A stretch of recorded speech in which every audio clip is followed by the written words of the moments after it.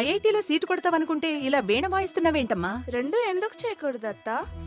నువ్వు డాక్టర్ అవుతావు అనుకుంటే ఈ బాస్కెట్ బాల్ గోలేంట్రా? టెన్షన్ పడకు మాయా, రెండు చూసుకుందాం. అలా ఎలా కుదురుతుంది? రెసిడెన్స్ స్కూల్స్ తో మంచి చదువుతో పాటు ఆల్ రౌండ్ డెవలప్మెంట్ ఇప్పుడు సాధ్యమే. రైట్ ఏజ్ లో రైట్ ఫౌండేషన్ తో రెసిడెన్స్ స్కూల్స్ ఇప్పుడు హైదరాబాద్ అంతటా.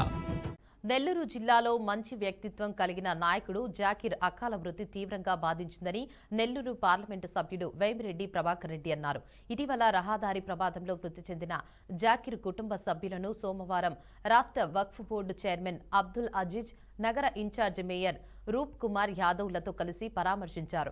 ఈ సందర్భంగా జాకీర్ అందించిన సేవలు, తనతో ఉన్న అనుబంధాన్ని ఎంపీ వేమిరెడ్డి ప్రభాకర్ రెడ్డి గుర్తు చేసుకున్నారు. పార్టీ బలోపేతానికి జాకీర్ ఎంతో కష్టపడి పనిచేశారని తెలిపారు. ఇలాంటి సమయంలో జాకీర్ అకాల మృతి తీవ్ర ఆవేదనకు గురిచేస్తుందని అన్నారు. ఇక ఈ సమయంలో జాకీర్ కుటుంబానికి తాము పూర్తిగా అండగా ఉంటామని, ఎప్పుడు ఏ విధమైన సహాయం కావాలన్నా అందిస్తామని ఎంపీ వేమిరెడ్డి ప్రభాకర్ రెడ్డి స్పష్టం చేశారు. ఇటువంటి సిచ్యువేషన్ లో రావాల్సి వచ్చింది. చాలా బాధాకరమైన పరిస్థితి. చూస్తుంటే మైనారిటీస్ జనరల్ సెక్రటరీ కూడా పోస్టు రావడం, ఫ్యూచర్ లో దగ్గరలో కార్పొరేషన్ ఎలక్షన్స్, అతను పార్టీకి పెట్టిన సేవ గాని టైం గాని ఈ రోజు తెలుస్తుంది. ఆయన లేని లోటు నిజంగా కూడా. లోపల ఇంట్లో వాళ్ళ అన్నగారితో మాట్లాడితే డాక్టర్ ఉస్మాన్ షరీఫ్ బాయ్, వీళ్ళు జాయింట్ ఫ్యామిలీ. అది ఒక్కటే నాకు చాలా ధైర్యం అనిపించింది. జాయింట్ గా ఉన్నారు. ఒక మంచి వ్యక్తిని మనందరం కోల్పోయాము. కనీసం ఇంట్లో ఒక మంచి వ్యక్తి వాళ్ళ అన్నగారు ఇప్పుడు మాట్లాడినంతసేపు నాకు అనిపించింది ఒక మంచి అన్నుండాడు.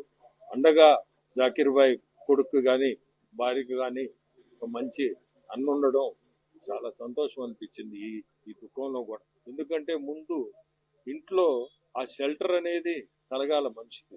లేని లోటు ఎవరు తీర్చలేరు, మనం ఎవరు తీర్చలేము కూడా.